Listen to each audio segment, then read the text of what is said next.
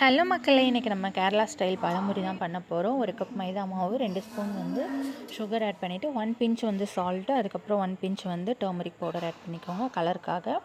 அதுக்கப்புறம் அதை நல்லா ஈவனாக ஸ்ப்ரெட் பண்ணி விட்டதுக்கப்புறம் நம்ம தண்ணி ஊற்றி அதை நல்லா இந்த பதத்துக்கு நீங்கள் ரெடி பண்ணி எடுத்துக்கோங்க.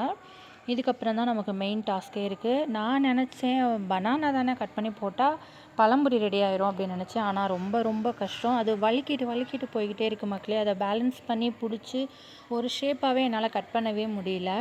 ரொம்ப கஷ்டப்பட்டு எப்படியோ கையிலெல்லாம் காயம்பட்டு அப்படி இப்படின்ட்டு நான் ஒரு வழியாக இதை நல்லபடியாக நான் கட் பண்ணி முடிச்சிட்டேன். கண்டிப்பாக நீங்களும் கட் பண்ணும்போது கொஞ்சம் சேஃபாக கட் பண்ணிக்கோங்க.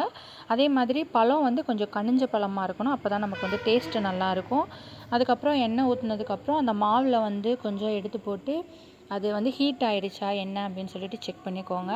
அதுக்கப்புறம் நம்ம பழம்புரி அதில் மாவில் டிப் பண்ணி எடுத்து நம்ம போட்டோன்னா சூப்பராக இருக்கும். இதுக்கு சைடிஷ் பார்த்திங்கன்னா நான் டீ போட்டிருக்கேன். நல்லா மழை டைமில் ஈவினிங் டைமில் சில்லுன்னு காற்று அப்படியே மாடியில் உட்காந்து இந்த ஒரு டீயையும் பழம்புரியும் சாப்பிட்றதுக்கு அவ்வளோ சூப்பராக இருந்துச்சு. கண்டிப்பாக நீங்களும் ட்ரை பண்ணி பாருங்கள். என்னோடய சேனல் பிடிச்சிருந்தா சப்ஸ்கிரைப் பண்ணிக்கோங்க. பாய்.